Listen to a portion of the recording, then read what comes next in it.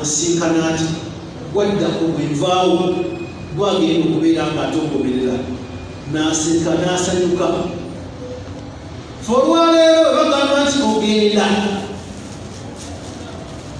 muddu n'atereera omuddu bagenda ne bamukebera bwe bati ngalaba bulamu talina wonna wonna ne bakebera gati tujja kukasayi tukebere ne bakamutema noga nti akunanga okimanyi byayoneka dda awo omutawaana we kuva agenda okwawulira obulamu buno obwesi neeralikirira lwaki talina kyatadde mu maaso ga Allah subhanahu wa ta'ala nabashe obulamu bwa Allah subhanahu wa ta'ala amutuwadde kyabbeeyi nnyo tubweyagaliramu naye ng'alina ekigendererwa lwaki akutuwadde okuviira ddala eri mu kututonda Allah subhanahu wa ta'ala gati wama khalaqtu al-jinna wal-insa illa liya'budun teyatonda majini n'abantu okujjako ekigendererwa ky'okubeera nga atutonda kusinza Allah subhanahu wa ta'ala ekiyitibwa okusinza ne bakifundiza mu swala ng'abaddu abasinga bwe twakifundiza mu mwezi guno ogwa Ramadani okusinza Allah subhanahu wa ta'ala twakukuŋŋaanye tukussa mu Ramadani so nga ate okusinza obulamu bwaffe bwonna kusinza Allah subhanahu wa ta'ala banyonyola ekigambo ibaada okusinza Allah subhanahu wa ta'ala ne bagamba nti ismul jami linnya limuna likulli ma yuhibbuhu Allah buli kyonna Allah subhanahu wa ta'ala singa aba akyagala wayardahu ng'ate ng'akisiima ne bagamba nti min al aqwal kiyinza okubeera nga kigambo ky'oyogedde nga Allah subhanahu wa ta'ala akyagala kisiima ne kibeera nga kyabbeeyi gy'oli mu maaso ga Allah subhanahu wa ta'ala era nga bwe kiyinza okubeera ekigambo ekyennyuma eky'okusinza kubeera kutasinza kati bw'oyogera ekigambo nga kirungi Allah subhanahu wa ta'ala akyagala akisiima nabwe kityo bw'oyogera ekigambo nga kibi Allah akinyiigira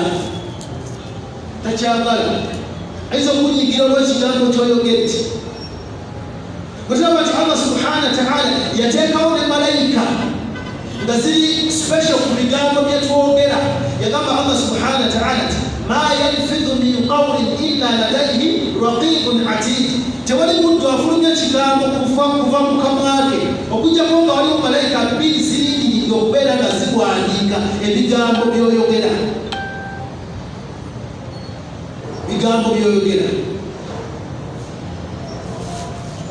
olowooza nti tuli awo kwogera bwogezi okwogera ibaada Allah subhanahu wa ta'ala tolaba nti agenda tubuuza ku byengera Allah akubuuze nti alam naj'al lahu aynayn muddu gwe saakuwa amaaso abiri walisaana nenkuwa n'olulimi luno wa shafataini n'emimwa ebiri n'engikuwa golowooza biri awo bifaananyi bufaananyi Allah thumma latus'alunna yawma idhin 'anil na'im kyaddaaki Allah subhanahu wa ta'ala agenda tubuuza ku byengera bye yatuwa Allah tuwadde obulamu naye ng'obulamu bwa kumusinzizaamu okusinza tukiteeka mu swala okusinza si kya mu Ramadani okusinza bulamu buwangaazi bwaffe bwonna Allah yagamba omubaka we sallallahu alayhi wasallam nga naffe atutwaliramu yaga nti wa'budu rabbaka hatta yatiyaka al-yaqin senza omulezi wa Allah subhanahu wa ta'ala okutuusa okukakasa lwekunaakutuukako nga n'okukakasa okwo kwe yali ategeeza kufa kyekitunyula okubeera nga kitujja kusinza Allah subhanahu wa ta'ala naye obulamu bwaffe bwonna kusinza si Ramadani yokka wabula ebbanga lyaffe lyonna tuteekedde okubeera abaddu abasinza Allah subhanahu wa ta'ala tubadde ku kigambo ibaada naga nti bakinnyonnyola ibaada ne baga nti ismul jami' linnya limuna likulli ma yuhibbuhu Allah buli kyonna Allah subhanahu wa ta'ala singa abakyagala era ng'akisiima naga nti min al aqwal kiyinza okubeera nga kigambo wal af'al oba ekikolwa ky'okoze kikolwa ng'okikoze muddu n'otambula n'osanga omusumaali mu kkubo noga nti omusumaali guno guyinza okufumita abaddu omusumaali guno guyinza okufumita emmotoka z'abantu n'ogujjawo kikolwa kyakusinza Allah subhanahu wa ta'ala naye ojja kusanga abantu abamu nga balina abavubuka Allah abawadde amaanyi balina we bateegera ne bagamba nti wano emmotoka teyinza kusukkawo nga teguddeeyo, ate bw'enaaba eguddeyo tewali breakdown ejja gisikayo, fe abagenda ogisitulayo. Wano bweseerera wano fe abagenda ogisindika. Olaba abamu mu kifo ky'okusinza Allah subhanahu wa ta'ala mu mirimu gye bakola, osanga abaddu balabye nti ekkubo lirina okubeera nga litereezebwa, mazzi ganjaalawo gakola gatya, naye kye bamanyi nti kye bakola ibaada bakifunamu mu maaso ga Allah subhanahu wa ta'ala. Ne bakola batya? Ne bafuna akaguwa ne bakasibawo, teri asalawo okujjako nga ayina kyatodde. Era olutalo lubeera lw'amaanyi nnyo, wakituuka ku bannaabo bano ab'eppiki balwanagana n'eŋŋumi zivuga, ojja kuyitawo tojja kuyitawo, naye tebamanyi nti kye bakola singa balongoosezza enniya zaabwe bakifunamu mu maaso gaani? Ga Allah subhanahu wa ta'ala. Bannange obulamu bwaffe bwonna ibaada, obulamu bwaffe bwonna kusinza Allah subhanahu wa ta'ala. Tolina kyokola n'okiviiramu awo mu maaso ga Allah subhanahu wa ta'ala. Si mu Ramadaani mwokka lubeerera, manya nti obulamu bwo oli mu kusinza Allah subhanahu wa ta'ala. Longoosa byokola ng'onoonya Allah subhanahu wa ta'ala yaba akusiima. Ogenza okukola emirimu gy'okola, manya nti oli mu kukola onoonya Allah subhanahu wa ta'ala akusiima. Emirimu gy'okola okola emirimu gyo, kuba Allah subhanahu wa ta'ala yagamba nti waja'alna nahara ma'asha, yateerawo obulamu buno obudde obw'emisana ma'asha, nga mutunoonyeza ebinaatuyimirizaawo. Kitegeeza tuli mu kukola naye nga tusinzaani Allah subhanahu wa ta'ala. Kyova olaba nti obusiraamu bugamba okoze ki? Olw'okuba nti obuwangaazi bwo bwonna kusinza Allah tebirimu gamba nti wano kunoonya sente. Sente ozinoonyeza, naye ozinoonyeza mu makubo ki? Ozinoonyeza mu makubo ki? Baganaabeera ga halaali, ogenda kufuna mu maaso ga Allah subhanahu wa ta'ala nti oli mu kusinza. N'omala okubeera ng'ozikola, ate ensaasaanyaayo nayo nebeera nga ekuvunaanibwako mu maaso ga Allah subhanahu wa ta'ala. Otakimanyanga nti omuntu tagenda kubeera nga aseetula kigere kye mu bbaliro okujjako ng'abuuziddwa ku bintu bimeka? 4. Naye agenda kubuuzibwa ku maali ye. Yagijjawa? Emaali wagijjawa?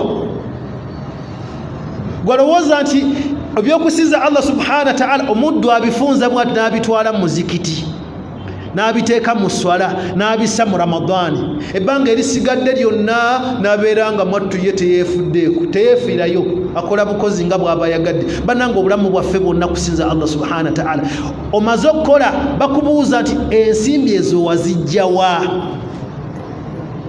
Omaze okubeera ng'ozifuna ozisaasaanyiza otya?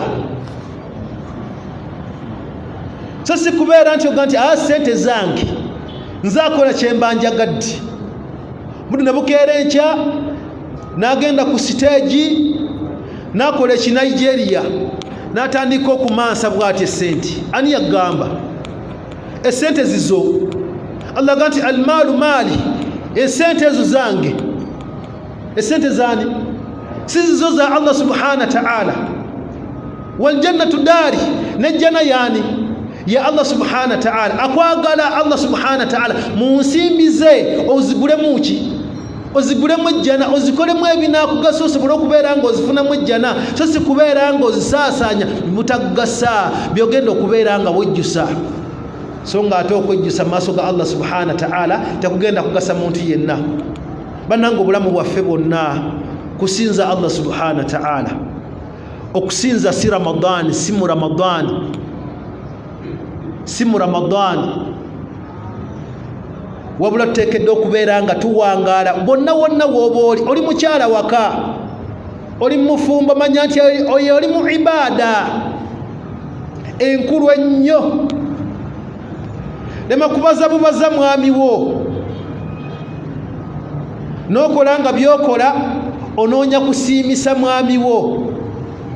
Ng'olabye ennyo omuddu akola byakola ng'anoonya kusiimisa muddu munne. Ng'abaddu tebasiima, okujjako abatono nnyo. Ndagati wa qalilu min ibadi ya shakur, batono nnyo mu baddu abakola batya, abasiima, batono nnyo. Olaba tebasiima Allah subhanahu wa ta'ala eyabatonda ye kennyini, n'abasaako amateeka ne babivaako. Allah n'abakowoola ya ayuha nnaasu ma gharraka bi rabbika alkarim, owange muntu gwe kyekikujje ku Allah subhanahu wa ta'ala notandika kukola bibyo, nakujjukiza alladhi khalaqaka, eyakutonda.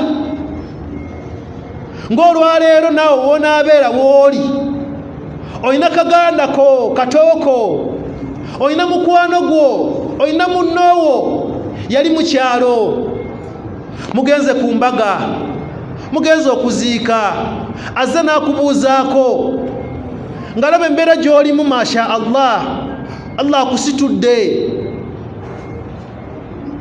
n'omusindira ennaku gy'olimu nga nti muganda wange nno tuli wano naye olowooza waliwo emirimu gye tukola. Ogenda mutunulirako naawe ng'olaba mu butuufu musajja yeetaaga okuyambibwa. Essaati ekitogi kikutuse, empale ebiraka bijjuddemu, ebirala tannabeera ng'abikuba. Ali awo ayambadde niigiine ezeemu n'ekituli, noga nti musajja ono mu butuufu kambeeko n'engeri gye muyambamu, n'omusitula n'omuleeta, omutuusizza mu kibuga, omulaze nti kino na kino na kino na kino, atandise okutambula. Kaseera katuuka mwattu, muddu n'abeera nga naye alaba nti yamalayo, nga talina kyakwetaaza. Nanawe osobola omuyita mu bulumi n'omugamba nti naye sula, tewaali badde ggwe. Abalala bonna bonna nawe baali nkoze bankola, saalifuddeyo, naye ggwe.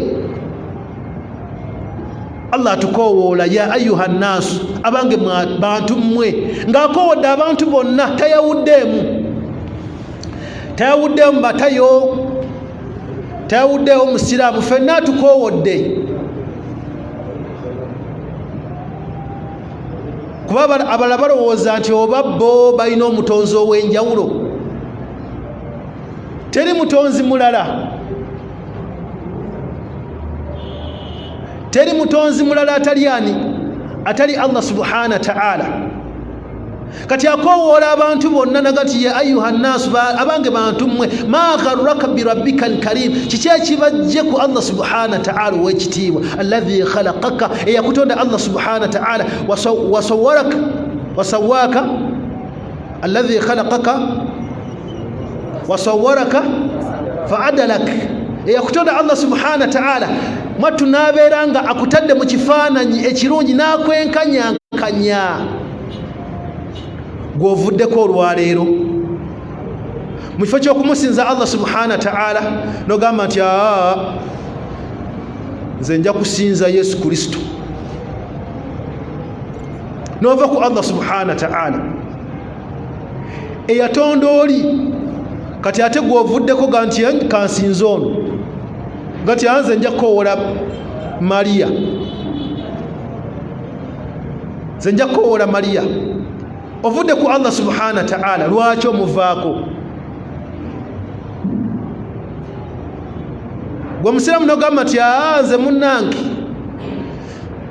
nze Ramadhaani masha Allah, awo Allah atubeera ffenna, naye Ramadhaani bweggwako naye alaba yatuteeka mu nsi muno, ye yatussaamu Allah subhanahu wa ta'ala. Puroguraamu zonna n'abeera ng'azitubuulira.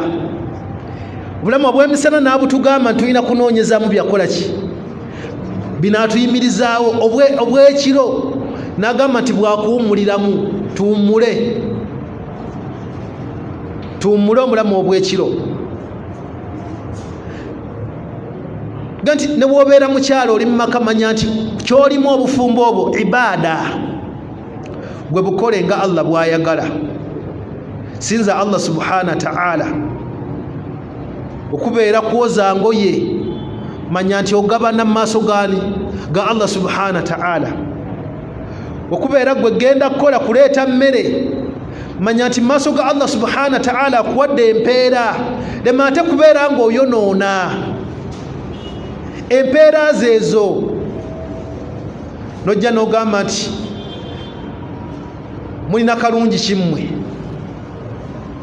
kulya buli, kujjuza tooyi, sibalabamu mugaso.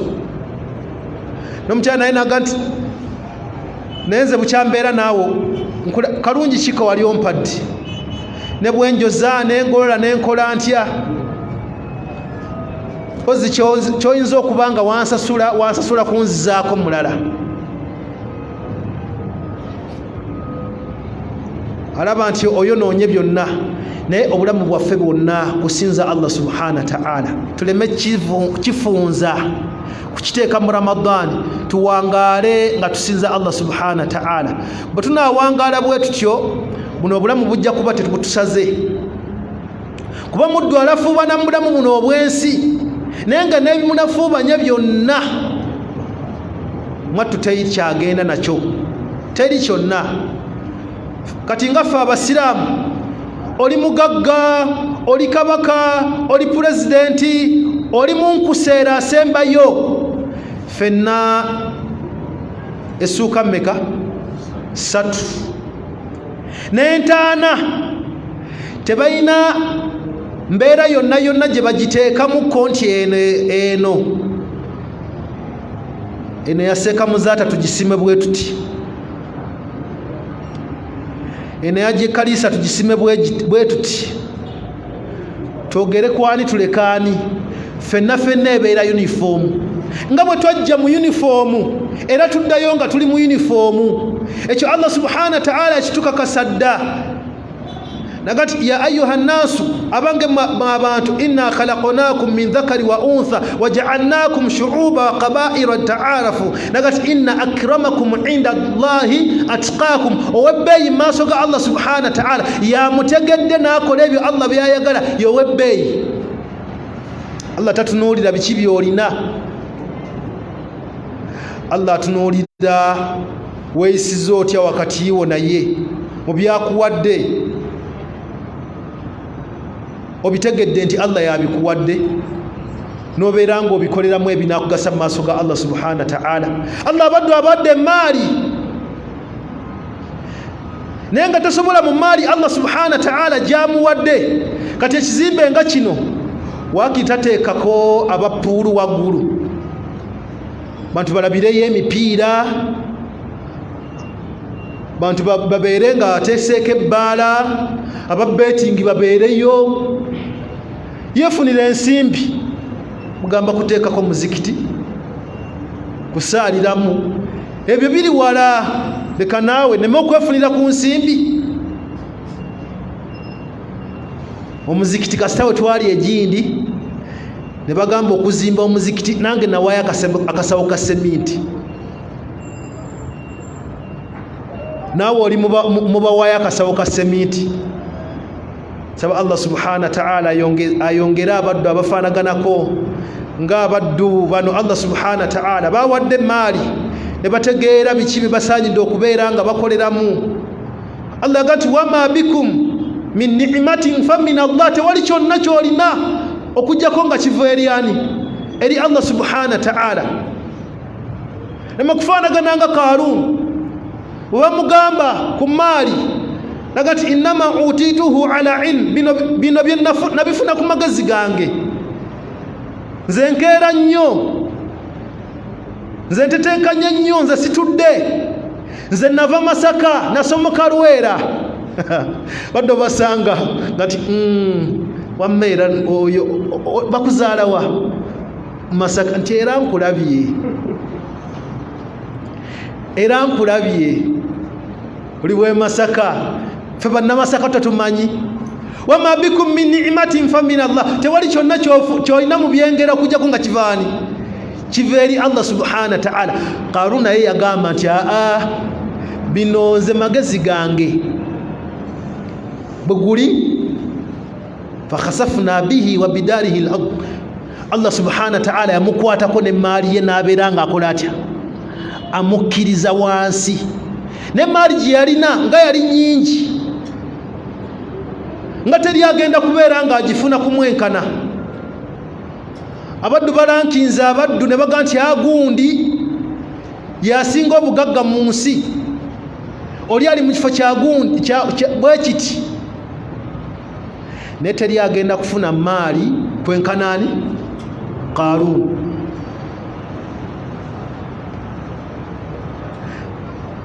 nga bwetagenda kubeerayo alina jje, baddu babeera n'amagye nga nti tulina ejje.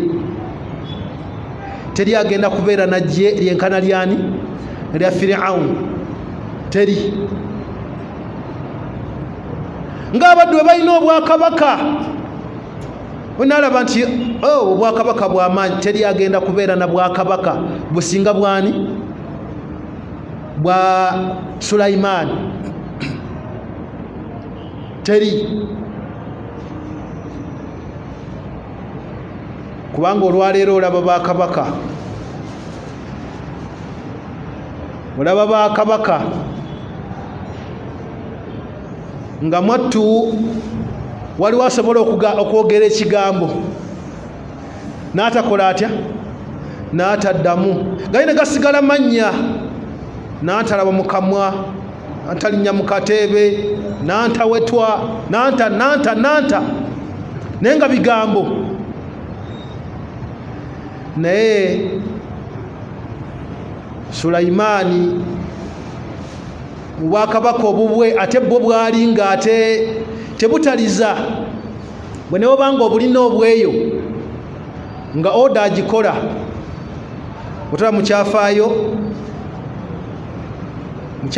kye yalambula ennyiriri genda okulaba nga waliwo ataliiwo, hudehude nga taliiwo, alina gy'alaze nga nti aliwa,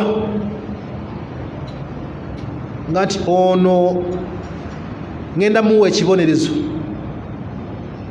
ngenda musala mujjeko omutwe okujjako nga nzijidde n'ensonga nga yaki etegeerekeka, zaali teziri busa. Hudehude n'atumbula naga nti mbadde saba, naye obuzibu bwensanze saba, nsanze nga mukyala yakola atya, yabakulembera, yenna abakyala waayo. Ate si kye kyokka, musanze wajatuha wa qaumaha yasjuduuna lishamsi min dunillah, musanze nga n'abantu be b'ebyokusinza Allah bakola batya, babivaako, basinza njuba. Olwaleero tekikuluma kusanga baddu nga bali awo, olaba tekikuluma n'obeera nga mwattu bajja ne balamuza, tubaye tugamba nti Haji otuguzeeko wane fuuti 5 ku 100, fuuti 3 ku 5, twagala kuteekawo kusinzizaawo, tuteekewo ekyakyawo. Ffenna tusinza, tewali mutawaana, n'oyingira mu ndagaano ne bakubawo egundi, naye nga bagenda kusinza kitali ani, ng'ekinyonyi obunyonyi kyafuna ennaku, kyafuna okunyolwa, ne kijja ne kireeta amawulire eri Nabbi Sulaiman, ne kiga nti nsanze n'abakyala n'abantu be nga basinzaani, bavunnamira njuba, tebavunamirani Allah subhanahu wa ta'ala. Namu n'ekyo nga Allah subhanahu wa ta'ala yamuwa namulondo nga yaki y'amaanyi, alina namulondo y'amaanyi. Sulaimaani n'akwata ebbaluwa n'agiwandika n'abasindikira, abategeeza ensonga gye baliko, basaanye okubeera nga bakola batya, bagivaako bunnambiro, badde kusinza Allah subhanahu wa ta'ala. Naye ffe olwaleero tebituluma, afudu n'abeeraawo kubanga tulina embeera omuntu alaba ekikyamu yenna oteekeddwa okubeerako ne woogwa singa olaba ekikyamu falyughayiruhu biyadi osaanye obeere ng'okigizaawo muki omukono gwo bw'oba tosobodde luki olulimi bw'oba tosobodde obeere ng'okola otya okitamwa naye n'okutamwa obutamwa omuddu nga tasobola kubeera ng'atamwa kulaba muddu akowoola ekirala ekitali Allah subhanahu wa ta'ala tasobola kubeera ng'atamwa tasobola kuwulira nyiike mu mutima gwe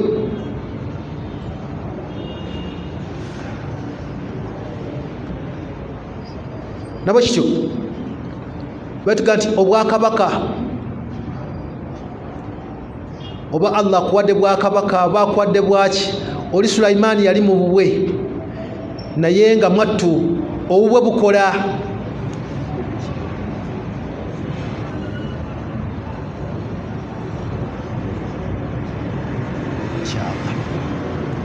kuba akaseera katuuka bali amawulire nga gabaze okubeera nga gabatuukako n'abakyala naye ayise abakungu abalaga nti mwattu nfunye ekiwandiiko wano naye nga kyabuvunaanyizibwa innahu min Sulaiman wa innahu bismillahi rahmani rahim alla ta'lu alayya wa'tuni muslimin mwalimu ensonga nti kiva eryani eri Sulaimaani era atandise n'erinnya lya Allah subhanahu wa ta'ala omusaasize nnyo waki w'ekisa ekingi kyayagala ki tayagala kubeera nga twekuluntaza tuteekeddwa okubeera nga tumutuukako nga tukoze tutya tumaze okusiramuka twewaddeyo tujeemulukidde amateeka ga Allah subhanahu wa ta'ala bali abakungu bagamba nti mulaba mutya tukoze tutya obaga nti nahnu ulu quwwa fe tulina amaanyi bwakabaka bwaffe bwaki bw'amaanyi wa ulu ba'sin shadid ate n'ebyuma tulina by'amaanyi tulina ebyokulwanyisa by'amaanyi yaga nti wal amru ilaik ekiragiro kisigadde gy'oli olabe ki kye tukola oyagala otumanyiira naye Sulaimaani Allah yamuwa obwakabaka yafuna ebitonde bibiri naye ebitonde bibiri ngaga nti kakati obwo bwakabaka njagala kabaka mbeere nga namulondo njeetaaga wano naye ekitonde ekyasooka kyaga nti nze namulondo ngenda gireeta kabila an taquuma min maqamik nga tonnabeera ng'osituka kuva mu kifo kyo namulondo ejja kubanga etuuse wano oyinaaga nti agwo ojja kulwawo nze nja kugireeta nga tonnatemya liiso tonnatemya bwoti okutemya bwoti namulondo ejja kubanga emaze okutuuka wano olwaleero n'abalumba bonna bateekateekaga nti tugenda kuteekateeka ne baleeta emmeeri ne bakola batya naye nga bitwala ebbanga olyaga nti nga tonnatemya ejja kubanga etuuse wano akadde akampeereddwa kamaze okubeera nga kaggwayo naye nga mpunzika mbagamba nti obulamu bwaffe bwonna kusinza Allah subhanahu wa ta'ala tuleme kuddira ibada okusinza Allah subhanahu wa ta'ala tugiteeke mu Ramadan Allah subhanahu wa ta'ala yatonda oba yakola emyezi giri 12 atwagala tubeere basiraamu ebbanga eryo lyonna tuleme kulondayo mwezi gumu tugambe nti mwattu tujja kubeera basiraamu mu mwezi ogwo bwe guggwako ng'ebyo tubisiibula tubeere basiraamu ebbanga lyaffe lyonna tumanye nti buli kyetukola kyonna tuba mu kusinza Allah subhanahu wa ta'ala bonaaba byokola ng'obikoze bulungi ogenda kugabana mu maaso ga Allah subhanahu wa ta'ala bulungi bonaaba nga byokola tobikoze bulungi era mwattu empeerayo ejja kubeera ng'efaanana ekyo kyokoze saba Allah subhanahu wa ta'ala akkirize okwejjukanyako kwaffe kwe tojjukanyiza ateeke mbaddu abawulize ebigambo ne bagobereramu ebirungi mu byo saba Allah subhanahu wa ta'ala akkirize okusiiba kwaffe saba Allah subhanahu wa ta'ala akkirize emirimu gyonna gye tukoze mu mwezi guno ogwa Ramadan. Saba Allah tunywereze ku busiraamu, tuleme kudda mabega luvannyuma lwa Ramadani, wabula tugende bugenzi mu maaso n'okukola ebyo Allah subhanahu wa ta'ala byayagala. سبحانك اللهم بحمدك أشهد أن لا إله إلا أنت أستغفرك وأتوب إليك. السلام عليكم ورحمة الله وبركاته.